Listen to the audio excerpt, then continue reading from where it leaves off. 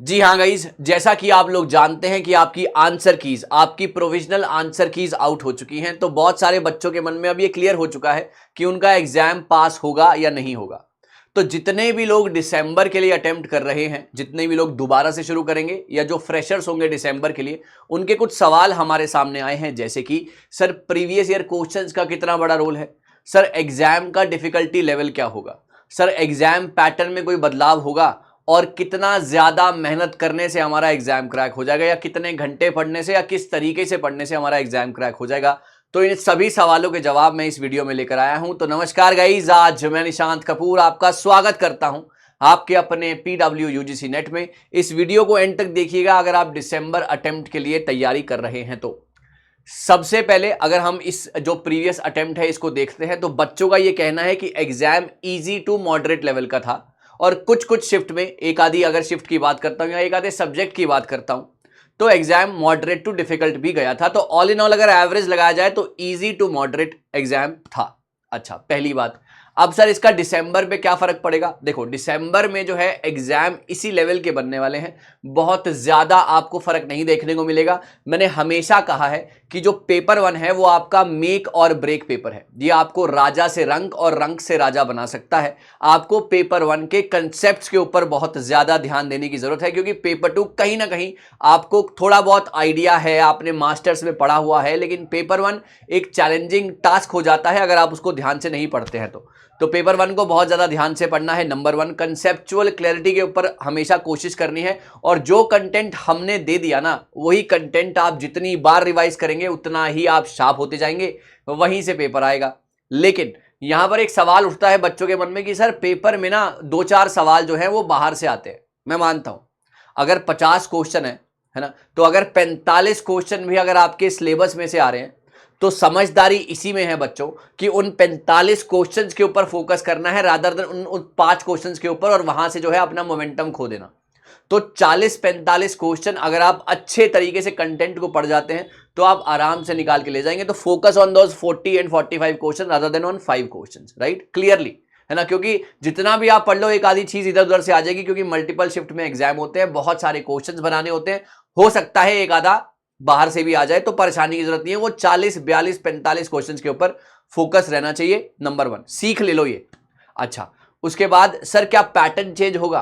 Pattern change होना चाहिए था पैटर्न चेंज होना चाहिए था, लेकिन अब जो एग्जाम पहले लीक हो गया, एग्जाम दोबारा हुआ, फिर री एग्जाम हुआ, फिर अब थोड़ा सा यहां पर है, तो बहुत ज्यादा बड़े चेंजेस आपको देखने को नहीं मिलेंगे एग्जाम के अंदर, और एग्जाम का लेवल आपको मोर और लेस सेम ही देखने को मिलेगा।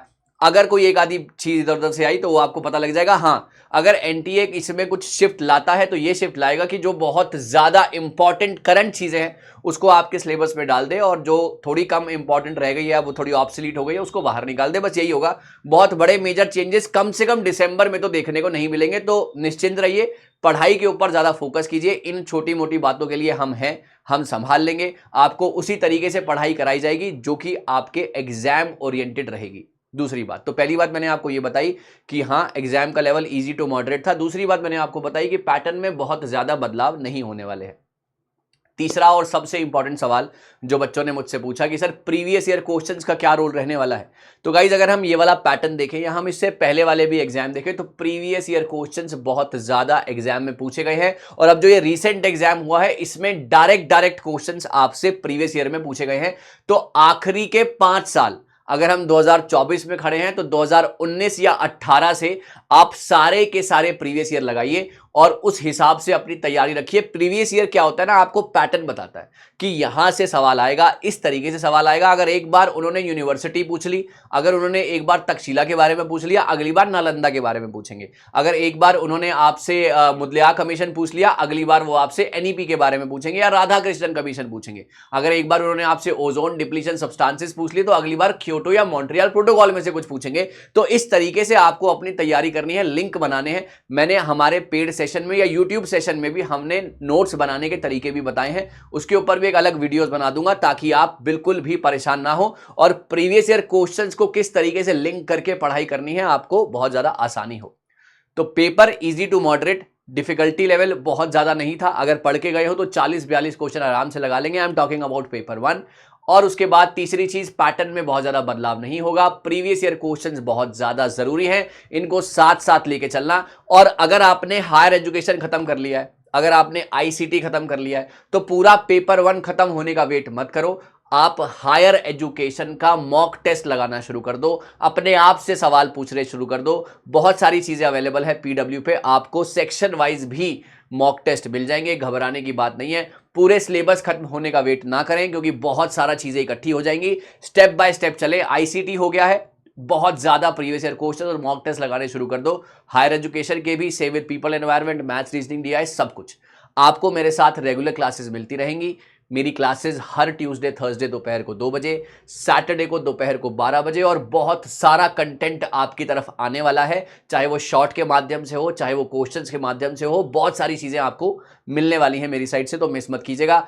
और कितने घंटे पढ़ना है इस पे फोकस मत कीजिए, focus on the quality not on the quantity. अगर आप 2 घंटे में भी, अगर आप दिन के 2 घंटे और ऐसे 3 फेजेस में पढ़ते हैं, 2 घंटा सुबह, 2 घंटा दोपहर को, 2 घंटा शाम को, रात को रिवीजन करके सोना, वो 4 घंटे की 30 दिन, 60 दिन, 90 दिन बहुत ज्यादा है। आपका एग्जाम बहुत आराम से क्लियर हो जाएगा, क्योंकि पीडब्ल्यू पर आपको ऑलरेडी ऐसा कंटेंट दिया जा रहा है, यहीं से उठकर सवाल आएंगे। और ये मैं नहीं कह रहा हूं, ये हमारे जो बच्चे एग्जाम देके आए हैं उनका कहना है कि अगर 50 क्वेश्चन थे तो हम 40 क्वेश्चन तो आराम से कर पाए थे। तो आप भी कर सकते हैं, सिर्फ अपने ऊपर भरोसा रखिए, पीडब्ल्यू का हाथ पकड़ के रखिए, और यकीन मानिए दिसंबर में असिस्टेंट प्रोफेसर आप हिंदुस्तान के जरूर बनेंगे।